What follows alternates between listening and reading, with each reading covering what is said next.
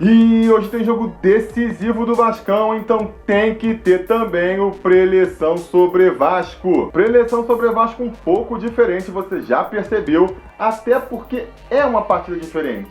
É uma partida com muita coisa em jogo. E a verdade é que não só eu já estava me cansando daquele formato, com muito dado jogado, mas sem muita análise que vinha sendo o Preleção, como além disso, para esse jogo de hoje, isso importa muito pouco. Mas diz aí nos comentários o que você achou desse formato que eu estou testando hoje aqui e o que acha do formato tradicional. Mas vamos lá! Hoje, às 4h30 da tarde, com transmissão da Rede TV e da TV Brasil para todo o país, menos Bragança Paulista, o Vasco vai até o estado Nabia Bichedi jogar a vida na Série B. E se formos levar em conta só os números, o jogo tem tudo para ser bem fácil. O Bragantino já está virtualmente rebaixado, não sabe o que é vitória há 4 rodadas, tem um aproveitamento baixíssimo de 30% no campeonato e um saldo de menos 13 gols. Mas a gente que tem visto o jogo do Vasco nos últimos tempos sabe que de fato esse jogo não vai ter nada. Um dado que demonstra bem isso é o aproveitamento recente dos dois times. Nos últimos 5 jogos do Bragantino, antepenúltimo na competição, ele perdeu 2, empatou 2 e venceu 1. O Vasco, terceiro colocado, tem o mesmo desempenho.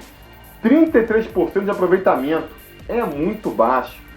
Mais que isso, como eu alertei há uns vídeos atrás, o desempenho do Vasco em jogos fora de casa tem sido horrível.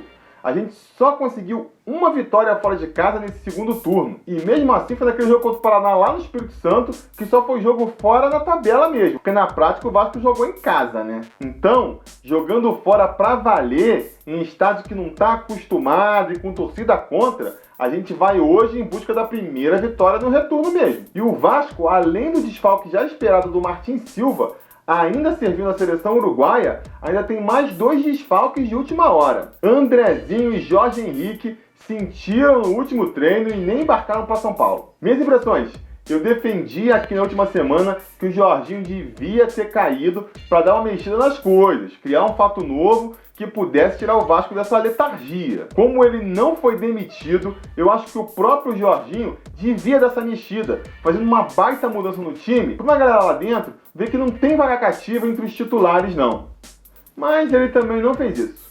Se não fossem as contusões de Andrezinho e Jorge Henrique, ele ia repetir o mesmo time de sempre, barrando no máximo o Ederson, coitado. Já são 8 rodadas esperando que as coisas do jeito que vão sejam suficientes para subir. E até agora não tem sido. Depois daquela vitória contra o Atlético Goianiense pela 27ª rodada do campeonato, no já distante 24 de setembro, que o Vasco, nos poucos jogos que ganhou, contra o Londrina com gol contra e contra o Paraná, numa falha bizonha do zagueiro dos caras, ganhou na cagada. Insistindo com o mesmo time, o Jorginho mostra que a melhor estratégia que temos para garantir o nosso acesso é isso mesmo. Contar com a sorte para conquistar os pontos que nos restam para garantir a volta para a primeira divisão. Não deu certo contra o Brasil de Pelotas, não deu certo contra o Luverdense, queira Deus que dê certo contra o Bragantino, por mais improvável que pareça. Até porque, sem um substituto natural para o Andrezinho, já que durante toda a temporada o Jorginho em nenhum momento se preocupou em preparar alguém para substituir o velho André em caso de contusão ou algo do tipo, vamos ter que improvisar.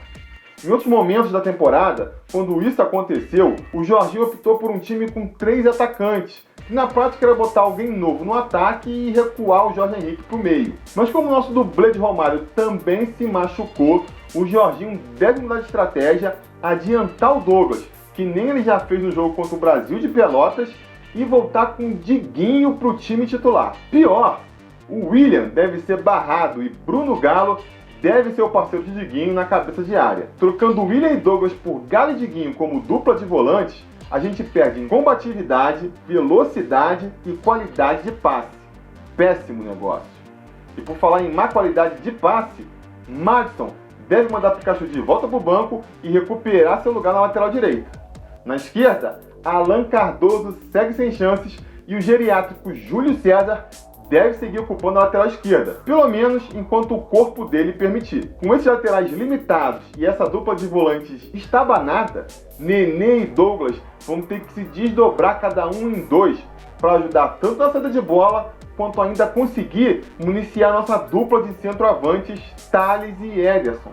Ambos com muita qualidade para botar a bola para dentro quando ela chega para eles na área, mas com dificuldade de serem produtivos quando se veem forçados a sair de perto do gol para criar suas próprias jogadas. Ou seja, com uma escalação dessas, o Vasco tem tudo para fazer mais um jogo feio, sem conseguir manter a posse de bola e com muita dificuldade para criar chances claras de gol. Tudo isso sem garantir uma defesa sólida que nos livre dos sustos lá atrás. Complicado. Por tudo isso, mais do que nunca, a gente vai ter que contar com a sorte, com as mandingas, com as simpatias para fazer com que, numa daquelas 2 ou 3 vezes em que a gente consiga chegar com a bola no ataque, a gente tenha a sorte de pôr ela no fundo das redes.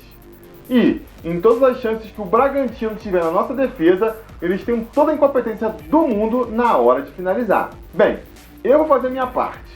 Como o Wesley do canal Top 5 Vascaíno bem apontou, nas últimas rodadas aí, eu sempre apostei na vitória do Vasco e ela nunca veio. Então, vou fazer a minha culpa aqui.